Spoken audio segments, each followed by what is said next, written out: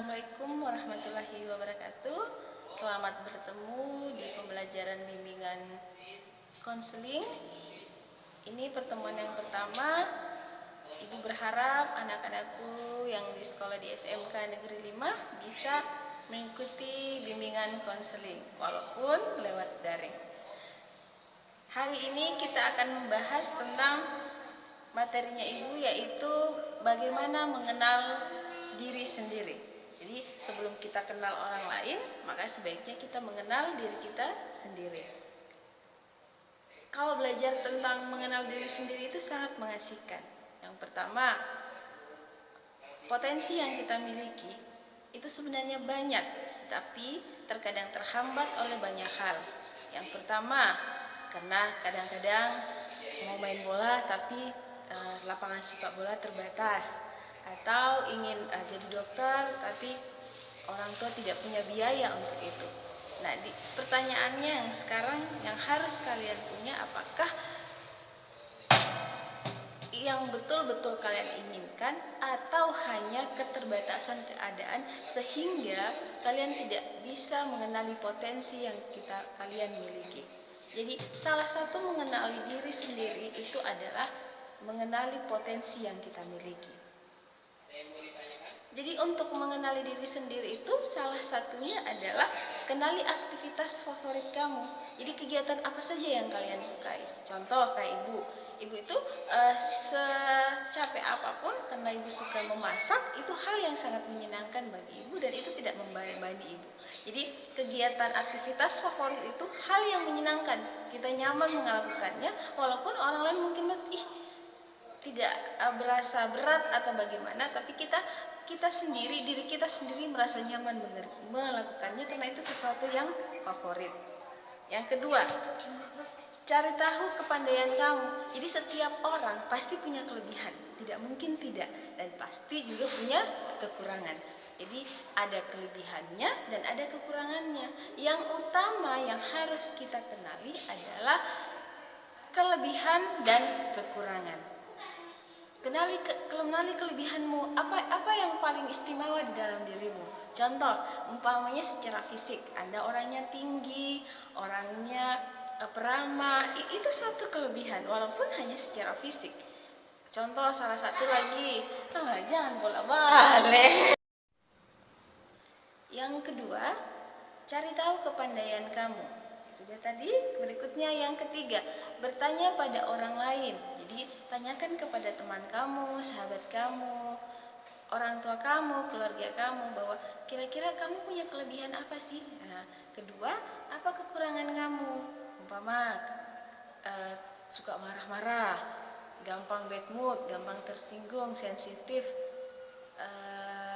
sulit diberi saran. Nah, itu kekurangan. Tetapi apakah boleh dimiliki orang? Boleh, wajar. Tidak mungkin semua orang itu sempurna, tidak ada cacat sama sekali. Tapi yang penting adalah jangan dominan buruknya daripada positifnya. Usahakan positif itu lebih terekspos ketimbang negatifnya. Berikutnya, yang keempat, kenali potensi dominanmu. Jadi setiap orang pasti kadang punya sesuatu lebih dari 3, termasuk bakat dan minatnya. Jadi pilih yang paling kamu sukai. Umpama kamu suka melukis, suka main bola, suka karate, suka memasak. Ya, keempat-empatnya itu mana yang paling dominan di dalam diri kamu. Nah, itu yang kamu harus kembangkan. Jangan takut berbeda. Jadi kadang kamu kok tidak suka ini, hanya kamu yang suka makan ini, yang lain tidak suka. Umpama dalam satu geng atau dalam satu teman bastard istilahnya, biasanya 5 orang itu biasanya ada satu yang tidak menyukai, umpamanya tidak suka makan bakso, tidak suka makan mie siram. Hanya kamu yang tidak suka makan mie siram, keempat teman kamu itu suka makan mie siram. Nah, apakah berbeda itu salah? Tidak. Berbeda itu berarti bukan salah. Tidak selalu berbeda itu salah. Tetapi tampil berbeda yang berkualitas itu baru nomor 1.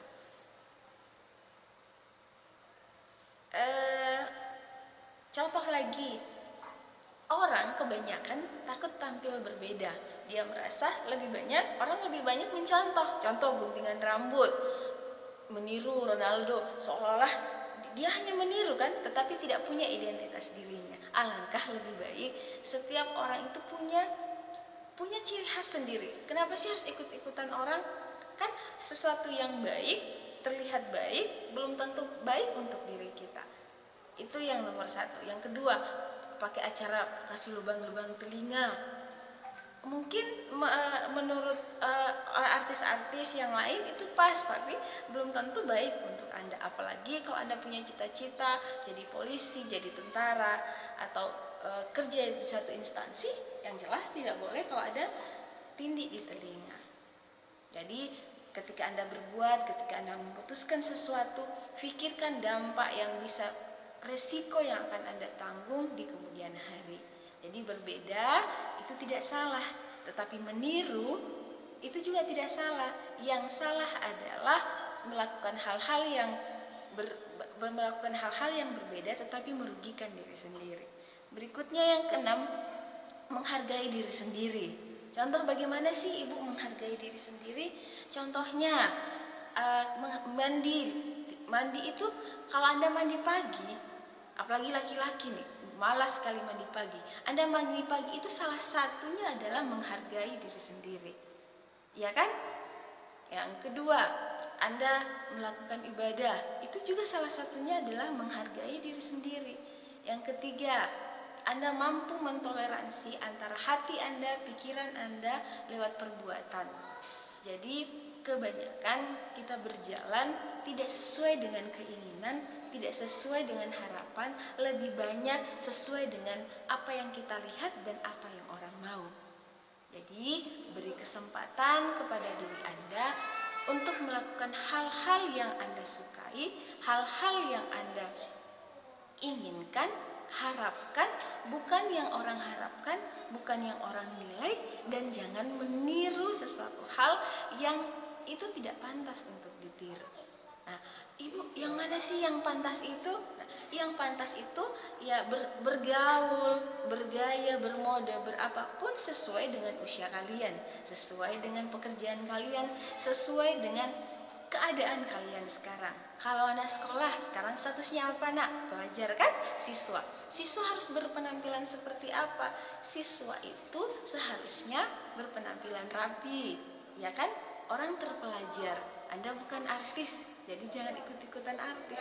Anda bukan seorang penyanyi, anak funk, karena Anda adalah seorang pelajar.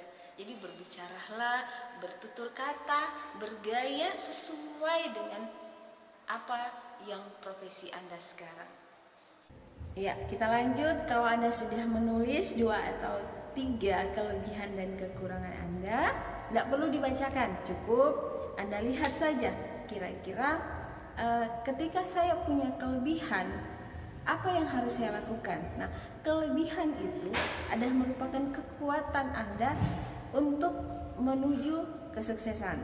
Itu yang pertama. Yang kedua, bagaimana ibu kalau dengan kekurangan? Nah, kekurangan itu menjadi introspeksi diri untuk lebih meningkatkan diri menjadi lebih baik. Tidak bisa dihilangkan, tetapi minimal kekurangan itu dikurangi kadarnya. Contoh umpamanya kekurangan Anda 80%. Nah, bagaimana caranya sehingga kekurangan itu menjadi 40%? Dengan cara yaitu positifnya ada di diri kamu itu yang dikembangkan. Lewat apa? Kenali diri kamu sendiri. Nah, cara mengenali diri sendiri itu tadi salah satunya adalah kenali kekurangan kamu dan kenali kelebihan yang kamu punya.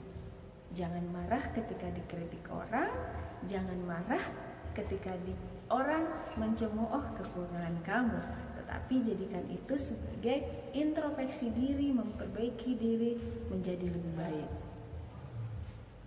Selanjutnya, setelah Anda pahami apa kelebihan Anda dan kekurangan Anda, lihat kira-kira kelebihan saya di mana ya.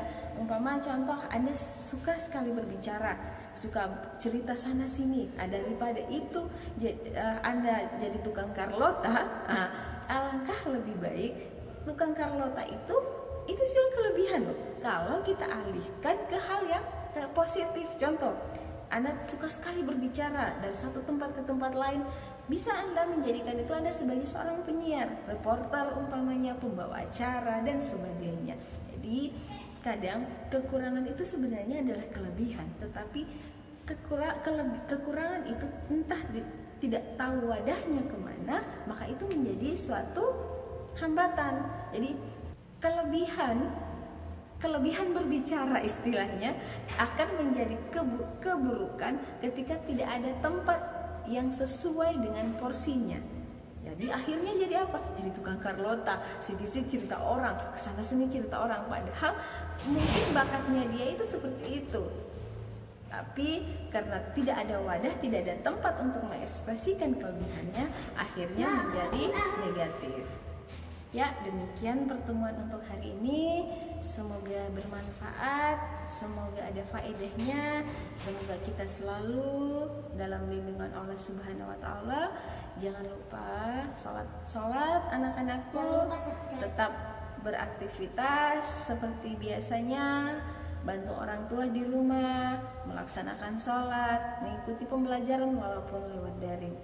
Selalu semangat, selalu ceria, apapun yang terjadi, waktu dan masalah tetap terjadi. Yang terpenting adalah bagaimana Anda tetap bisa survival, tetap bisa mengaktualisasikan diri, dan tetap bisa menuju cita-cita Anda dalam situasi walaupun sulit. Terima kasih. Assalamualaikum warahmatullahi wabarakatuh. Wabillahi taufiq wal hidayah. Wassalamualaikum warahmatullahi wabarakatuh.